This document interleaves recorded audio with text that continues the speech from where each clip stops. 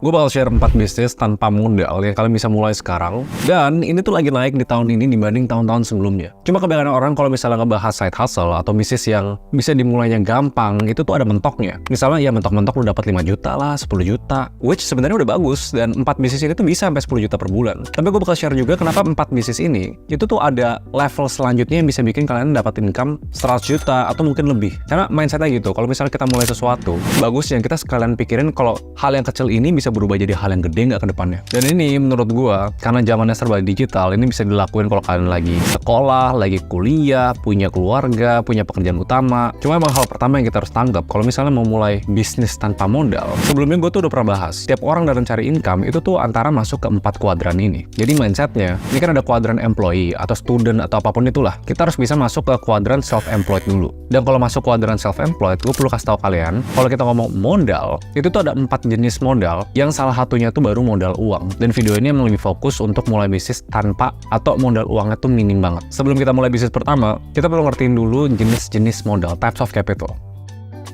Jadi di semua jenis bisnis ini sebenarnya butuh modal yang beda-beda. Karena hard truth-nya, kalian memulai apapun itu nggak mungkin tanpa modal apapun. Jadi langsung nih gue bilang di awal, kalau kalian mau stop videonya atau kalian mau skip silahkan. Tapi realitanya, kalau nggak punya modal uang, kalian butuh modal yang lain ini. Dan mungkin kalian bisa sekalian juga refleksi di kerjaan kalian sekarang, mau itu jadi profesional, jadi karyawan, atau punya side hustle, pasti kalian fokus di salah satu modal ini. Jadi pada dasarnya, manusia itu punya 4 modal. At least yang gue suka, yang gue selalu bahas, dari 4 ini, yang pertama itu economic capital, atau financial capital, atau apapun itu yang berhubungan dengan uang. Mau itu liquid cash, atau bahkan aset-aset yang kalian punya. Yang gue maksud di video ini, tanpa modal itu, tanpa kalian butuh taruh duit lagi gede untuk mulai bisnis ini. Tapi untuk mayoritas dari kalian, kalau nonton video ini, mungkin udah punya HP, atau punya laptop, punya kuota internet. Setidaknya yang kayak gitu menurut gue emang masih perlu sih. Karena gue capek kalau misalnya nanti ada yang komen, lah bang, gue aja sekarang nggak punya tempat tinggal, gue nggak bisa bayar kos. Kalau gue mulai bisnis ini, gue butuh modal dong ya. Nggak gitu juga bang. Jadi emang di sini maksud gue itu, misalnya mulai bisnis itu nggak perlu kayak tanam lagi lah duitnya. Tapi kalian bakal butuh modal-modal yang lain ini. Modal yang kedua, human capital. Dan ini segala jenis modal yang kalian udah kumpulin dari pengalaman belajar atau kalian kerja. Pokoknya hubungannya sama skill dan pengalaman kalian tuh bisa ngapain sih? Misalnya suka nonton YouTube, belajar tentang digital marketing, atau baca-baca artikel di Google, bisa ngerti ngatur keuangan, atau copywriting, atau apapun itulah skill-skillnya. Dan ini modal kemampuan diri sendiri, atau bisa dibilang modal dengkul dan otak. Kenapa ini ngaruh? Karena nanti dari beberapa fase hidup kalian atau bisnis-bisnis yang bakal gue share, itu bakal butuh modal yang beda-beda. Jadi kalian harus evaluasi diri sendiri. Modal ketiga itu social capital. Ini jenis-jenis yang bilang papi I punya jembatan di PIK, paman I punya di mana. Enggak lah, bercanda. Tapi ini basically mau dari pengalaman karir kalian atau kalian bahkan di lingkungan sekolah, organisasi, siapa sih kenalan-kenalan atau orang-orang di sekitar kalian yang sebenarnya bisa ngebantu nge-boost bisnis kalian atau usaha apapun itu. Nah, ini makanya kayak istilah network is net worth itu sebenarnya partially true. Karena dia masuk di salah satu modal. Kalau network kalian banyak, ya basically modal kalian juga banyak. Baru yang terakhir tuh time capital. Nah ini tiap orang beda-beda. Ada yang punya kerjaan utama, ada yang punya pertanggungjawaban sama orang tua, ada yang harus ngurus keluarga. Basically berapa banyak waktu yang kalian bisa keluarin untuk mulai usaha atau bisnis apapun. Dan gue sampai tanya AI gitu, kalau untuk jenis-jenis orang yang berbeda, kalau nggak punya financial capital sama sekali, berapa sih porsi persentase modal yang lain yang dibutuhin? Tergantung dari kalian ada di fase mana. Ya kalau AI sih jawabnya simple ya, dari student, kalau pelajar sampai kalian udah jauh lebih tua dan punya tanggungan, punya keluarga dan punya anak, time itu nggak begitu ngaruh sebenarnya. Selama makin tua tuh kalian harus punya social capital tuh yang makin bagus. Karena yang makin tua, energi kalian sama kemampuan kalian itu bakal ada batasnya. Dan kenapa sekarang ini bisa dilakuin? Ya basically kita udah tinggal di era digital yang semua jauh lebih gampang diakses. Belajarnya pun jadi gampang. Langsung aja gue bocorin beberapa bisnisnya. Ini jenis-jenis usaha yang nggak butuh upfront capital atau biaya di depan yang mahal. Misalnya kalian mau buka restoran, bisnis laundry, toko kelontong, itu kan jenis-jenis ide bisnis yang harus ada upfront capital atau komitmen uang yang gede di depan. Dan ini gue rutin dari yang menurut gue paling gampang, yang evolusinya paling cepat, sampai yang menurut gue paling susah, tapi paybacknya bisa jauh lebih gede dibanding bisnis-bisnis yang di awal. Kita masuk yang pertama, affiliate marketing, yang kalau kalian bisa grow ini dengan baik, jadi affiliate agency.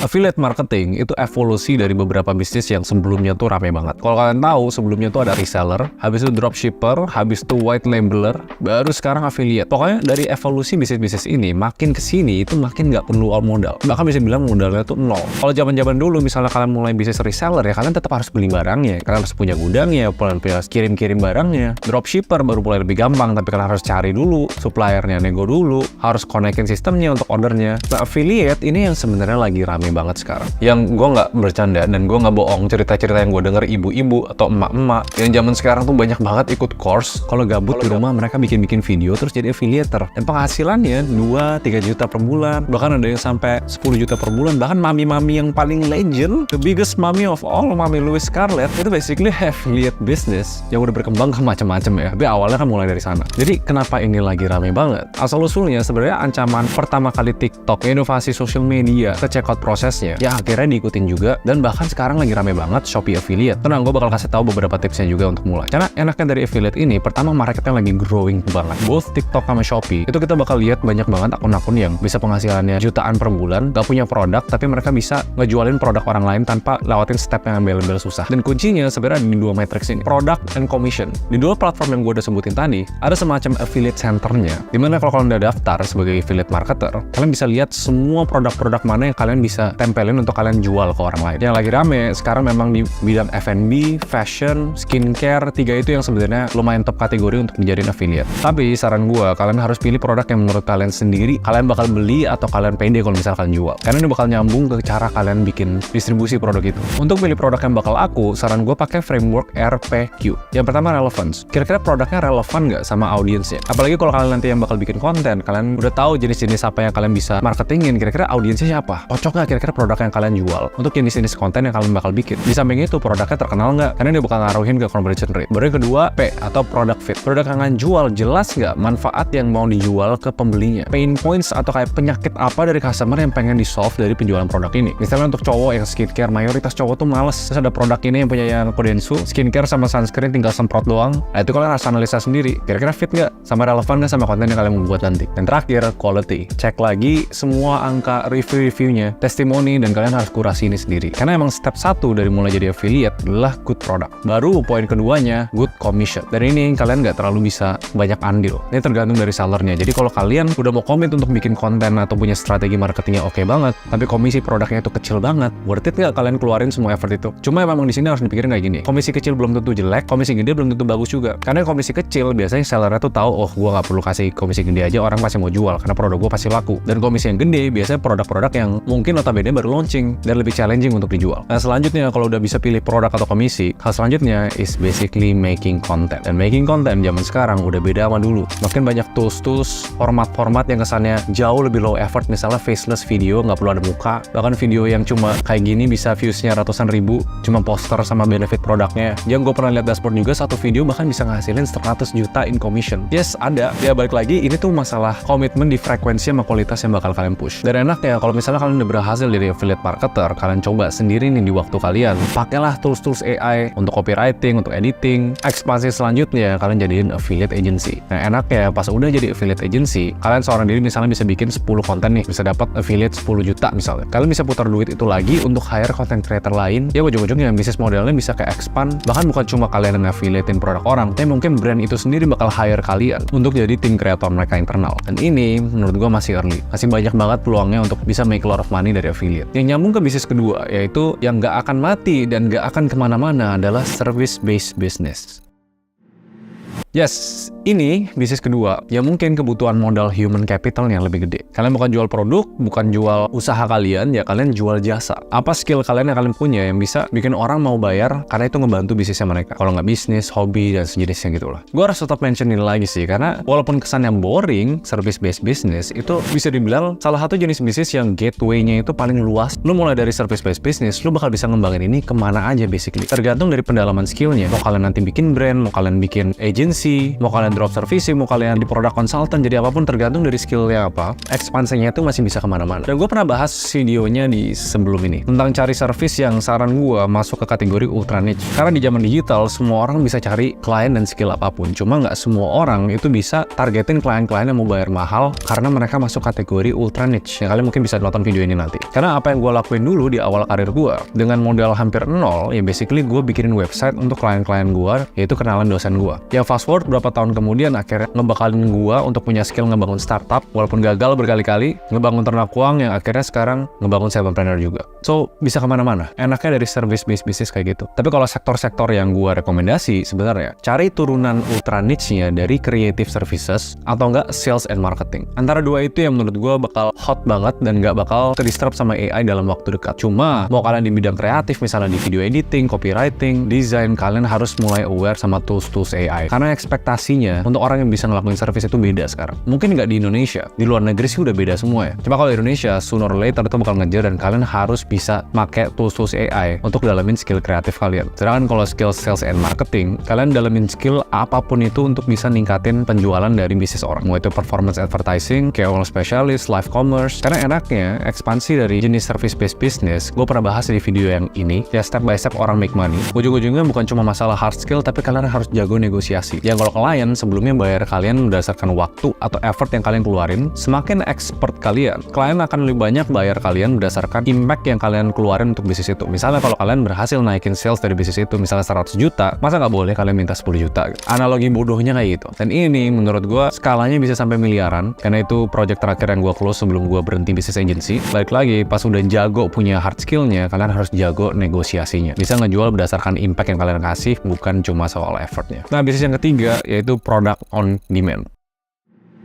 Gue udah bahas sedikit nih bisnis satu, kayak evolusinya dari reseller, dropshipper, white labeler, sama affiliate marketer. Tapi problem utama dari affiliate marketer, mayoritas dari margin atau keuntungan yang kalian dapat dari ngejual produk itu tuh nggak mungkin segede atau se-wow itu. Let's say 2%, 5%, 10%, mungkin 25%. Tapi kalau kalian bisa punya produk sendiri yang masuk kategori white labeling, itu kalian bisa dapat marginnya sampai 70%. Dan itu target yang sebenarnya gue incer. Bedanya white labeling sama product on demand, kalau zaman dulu susah untuk nge-white label produk-produk bagus, tapi kalian nggak bayarin depan. Kecuali emang dia platform yang fokusnya ke dropshipping. Tapi sekarang gara-gara banyak seller dan banyak study case yang sukses, banyak banget produk white labeling. Oh ya, bagi yang belum tahu, white labeling itu ada manufacturer atau produsen yang siap jual produk mereka, tapi diubah total pakai logonya kalian, pakai custom gambarnya kalian. Jadi kesannya itu produknya kalian pas nyampe ke customer. Dan itu kenapa kalian bisa set harganya sesuka kalian. Nah, product on demand, itu kalau kalian mau mulai white labeling tanpa modal, cari jenis produk-produk yang udah diekspektasi sama customer, ada waktu pre-ordernya. Dan ini enaknya dari product on demand ya, apalagi white labeling. Ekspansinya ini kalau ada winning product yang works banget dan marginnya bagus, kalian bisa spin off jadi brand kalian sendiri. Yang di sini kita ngomonginnya udah unlimited potensi pendapatan kalian. Jadi product on demand kalian nggak perlu sibuk-sibuk bayar buat inventory, karena banyak case-case yang sebenarnya di TikTok atau di Shopee itu juga udah mulai rame. Dan salah satu yang sukses gue lihat jenis product on demand yaitu bisnis ini. Kalian masih tahu ada sempet ramenya custom sticker untuk e-money atau flash. Mungkin kelihatannya remeh, tapi kalian lihat jumlah penjualannya. Dan salah satu pemainnya, Ghetto Cards, bahkan bukan cuma ngejual di Indonesia, tapi mereka udah ekspor ke mancanegara, Shopee Malaysia, Singapura, Thailand, Filipina. Yang gue lihat mereka emang lebih fokus ke niche-nya yang anime. Dan sebenarnya banyak jenis-jenis white label lain yang kalian bisa explore. Ya, pertama, balik lagi ke bisnis yang pertama, kalian harus bisa ngeriset produk. Mau itu contohnya kayak essential oil, reed diffuser, smart mug, custom tumbler, atau buat corporate gift bahkan. Yang kita masuk ke